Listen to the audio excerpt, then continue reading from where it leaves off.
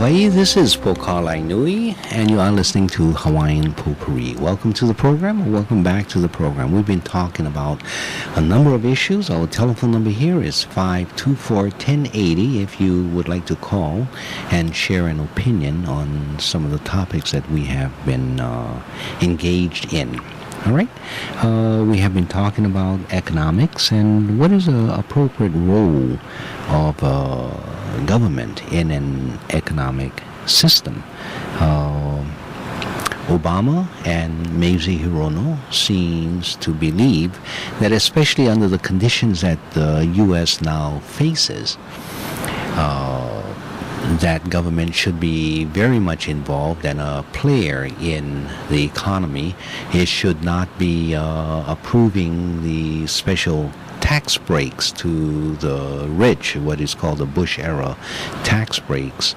And it appears that Mitt Romney, as well as Ed Case, is to the contrary. I don't know if Ed Case would be in lockstep with Mitt Romney, but he seems to be tagging a more Republican position than a Democratic position. Okay. So that's my analysis. If you have a different analysis, the telephone line is open and you can call us at 524-1080 and share your opinions on either how we place these different candidates or any particular views that you may have on the whole issue of the economy. And if I remember right, it was about maybe a week to 2 weeks ago, we had somewhat of a lengthy discussion with regards to Hawaii's economy and what should it be like. We spoke about the militarization question and the amount of monies that came in from the U.S. military into Hawaii to support the Hawaii economy.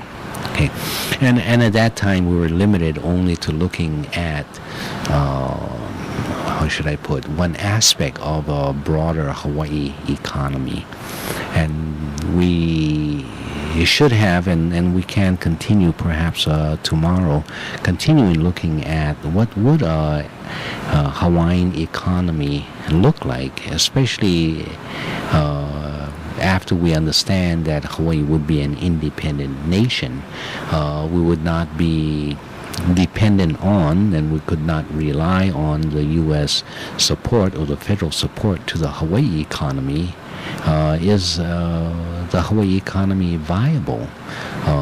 What other resources could we depend on as an independent nation to continue our survival? And in that discussion, I started out with taking a look at someone really outside of Hawaii, and that was it Wendell or Tom Berry? These are two brothers, Wendell and Tom Berry. I believe the article was written by Wendell Berry, and he was saying what we should do is really invert the economy, put nature first rather than man first, and support nature and assist in bringing about a pristine environment, because in essence that is the source of life, and from nature we'll be able to continue to live. If you put man above nature, man cannot support all men, and they too oftentimes screw up the environment rather than really assist the environment. So the main focus should be on nature. And so he takes that particular approach to build a viable economy. And I think there's some good lessons that we can take from an approach in that way. We also visited another land, this time not America, where the berries come from, but out of India, under the teachings of Mahatma Gandhi, as he says that the study of a national economy should begin through the eyes of a hungry child. So if you approach it from that position, then you ask, what are the human needs, or what are the needs that a child hungers for? And maybe I skew the question by asking it that way. But what does a child hunger for? And it seems to me, having been a child and having raised children, that there are some very basic needs. A child hungers for appropriate affection. A child hungers for basic food.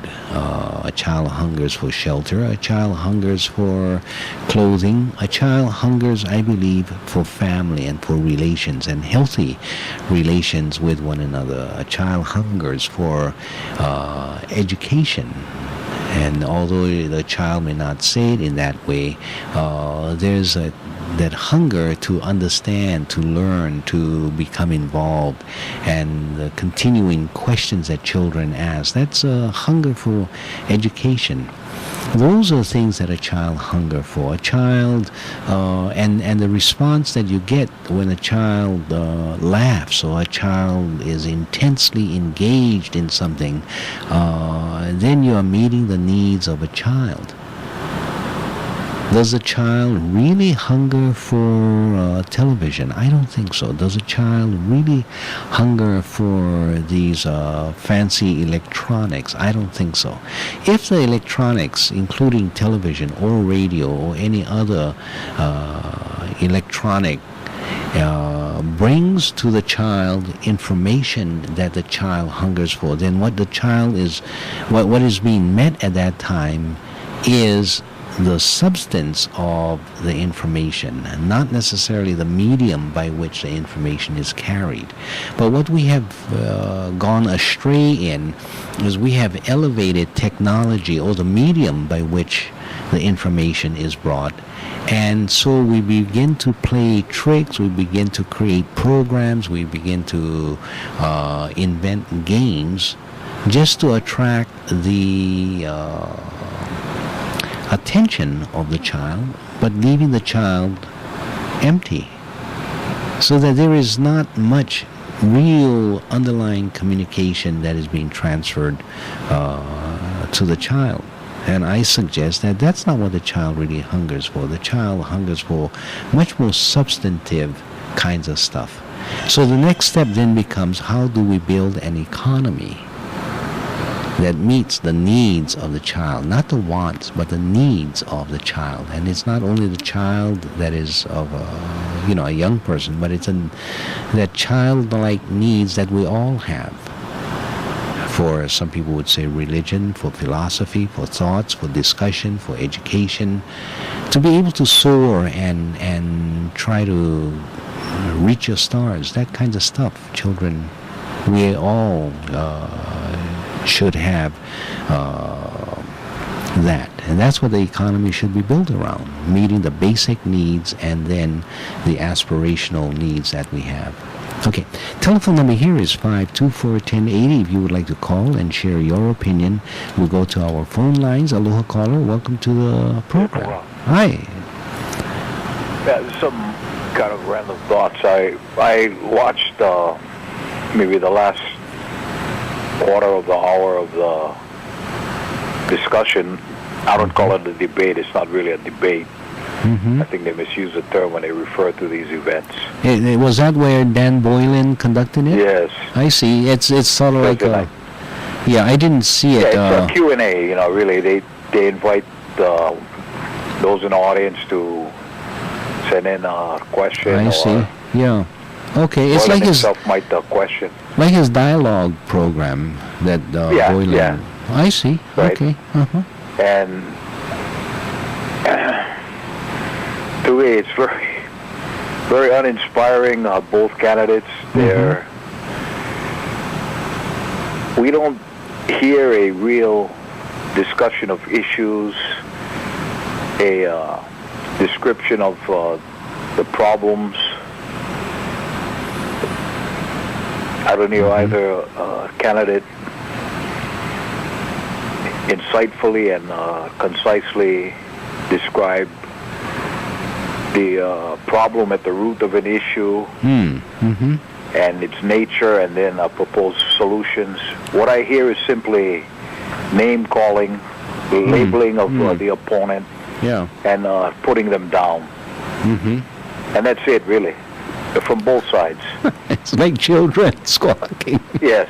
Well, it's not only children. Adults do the same thing, as you've seen. And, these people, highly educated people, both holding Juris Doctorates, yeah? Mm-hmm. And this is what we get from them. Mm-hmm. And,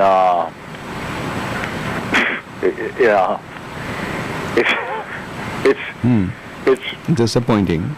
on one side it's funny, but on the other side it's upsetting.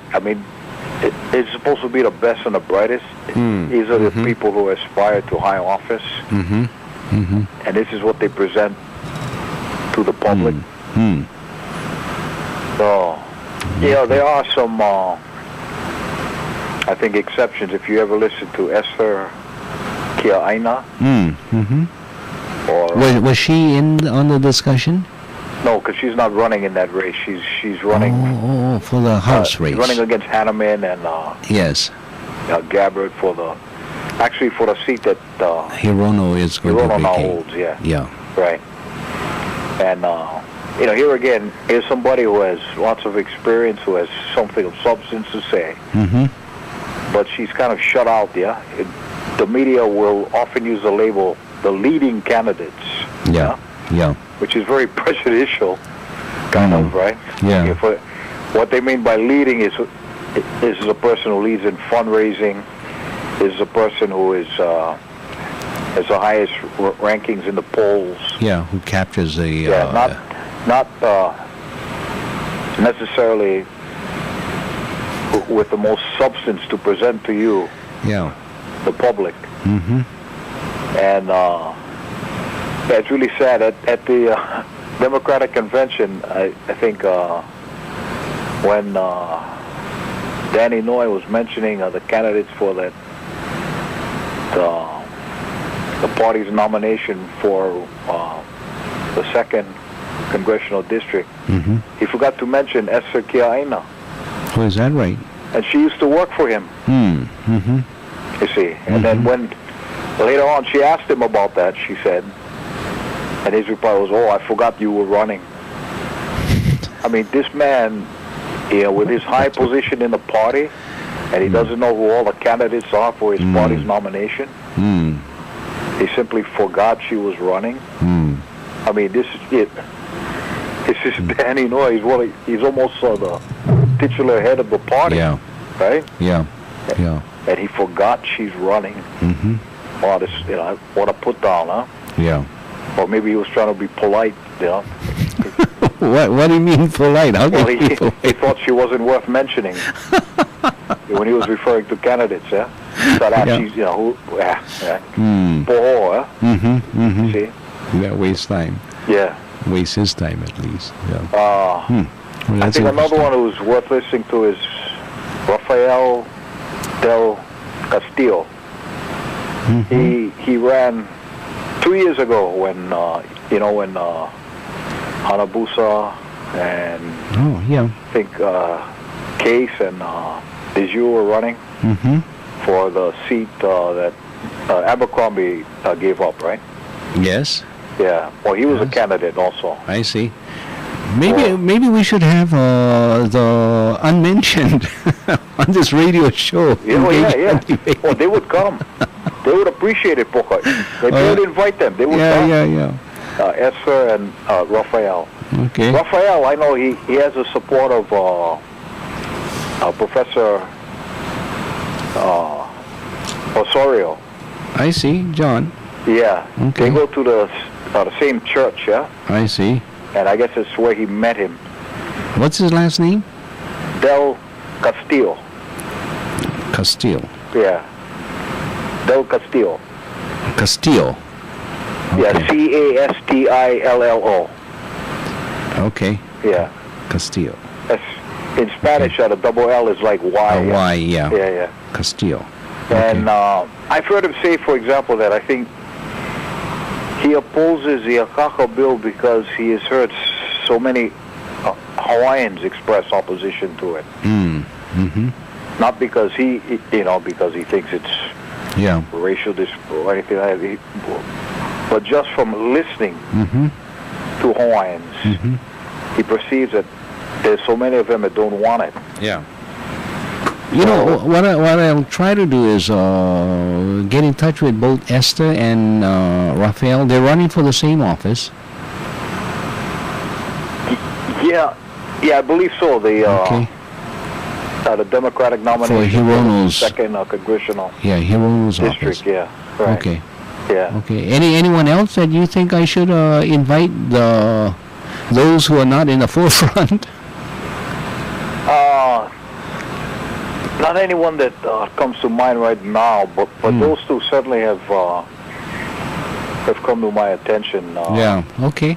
As people who are, I think, thoughtful, who have spent a lot of time working with the issues that they are talking about in the campaign. Mm-hmm.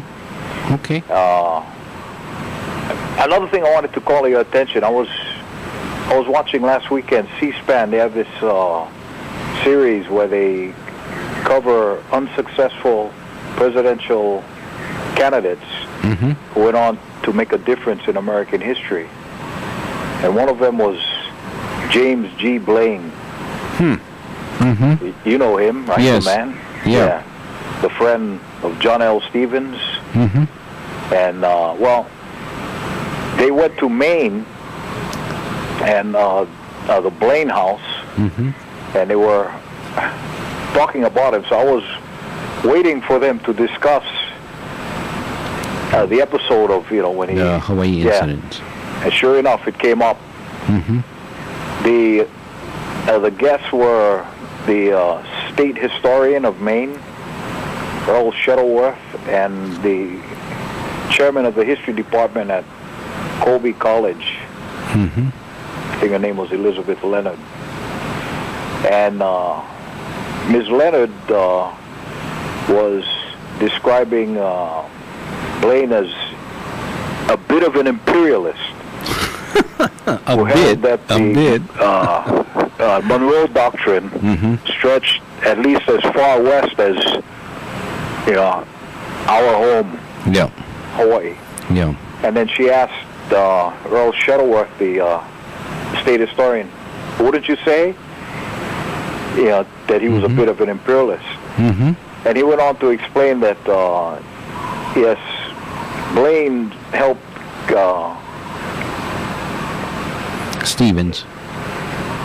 He helped to lay the groundwork for annexation, although he did not live to see it, by appointing his friend,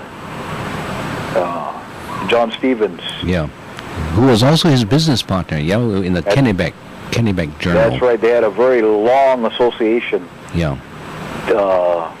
They were both associated with the Journal, the Kennebec Journal. Mm-hmm. They were both political associates in the Republican Party, and they knew each other well. Yeah. And so Earl Shuttleworth said that he appointed Stevens to foment revolution. And this is... Did they point out that he appointed him to, what was that, Uruguay first? No. After he... Oh, okay. After he got kicked out? No. Yeah. So, although no document has ever been found which explicitly states that Stevens was sent here for the purpose of gaining control, I think it's understood by now among historians that it was implicit. Yeah. Because of their long association. And they both came under the influence at one point of a man named Luther Severance. I don't know if you recall who that was. No, I don't. Luther Severance was the first U.S. minister to Hawaii. I see. Around the time of Kawikio O'Uli. Around 1851, yeah? Mm-hmm. And, Kamehameha III, he was very concerned about the French, because twice during his reign, they came over here and bullied. I see. And So he wanted to avoid another episode of that. So he offered to cede Hawaii to the United States. However, it was on the condition by of the Secretary of State Daniel Webster. Yeah, I think it was also on the condition of statehood. Well, yeah, that was from the king's side. I think his people right put that as a condition. Right. I think they understood that would not be acceptable. That's why they put the condition. Yeah, right. I mean, as a state, no. I mean, the Congress would, they would have hit the roof about that idea. Yeah, with all the brownies being equal. Now, so Severance was instructed by Webster to return the letter to the king and to decline. However, Severance himself was for the idea. Yeah. And when he went back to Maine, he impressed this on the minds of Blaine and Stevens. Yeah. And it certainly took root with them. Yeah. The idea of annexation. Yeah. The writings in their editorials in the Kennebec Journal used very similar language that Stevens then used when he was in Hawaii about the fruit is ripe for the picking. That right. imagery, and it was all the way back years before he was even assigned to Hawaii that Stevens was already writing in the Kennebec Journal. So it was no accident or on the spur of the moment. And both of them, who had been active in that newspaper, participated in that kind of promotion in the editorials. Yes. Yeah. Right. Okay, we have less than a minute to go, and so why don't you call back tomorrow morning, and we can continue with our discussion. If there's any way you can get in touch with both Raphael or who's that? Esther Kia'aina. Mention to them that I would be more than happy to engage both of them on the program if they would like to come on. Right. Yeah, and then I will also try to get in touch with them. Okay? All right. Okay, thanks for calling. Take care. Hi, aloha. And I want to thank all of you for listening in on this program. I will be back tomorrow morning at 6 o'clock to continue with our discussions of these many, many different issues affecting Hawaii and America. This is KWAI 1080 on the AM dial.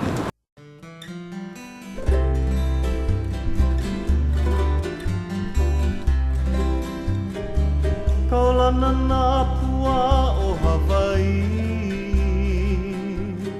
Kupa ama hope o ka aina Iki mai ka elele o ka loko ino Pala pala anunu me ka paka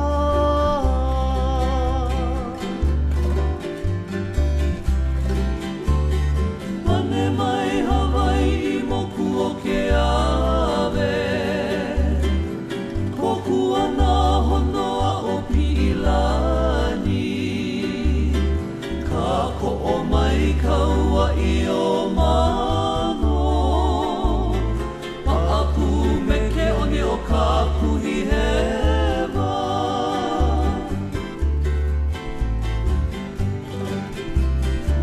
Aolea e kau i ka pulima Maluna o ka pepa o ka enemi Po o hui ai nā ku ai hewa I ka pono sivila a o ke kanaka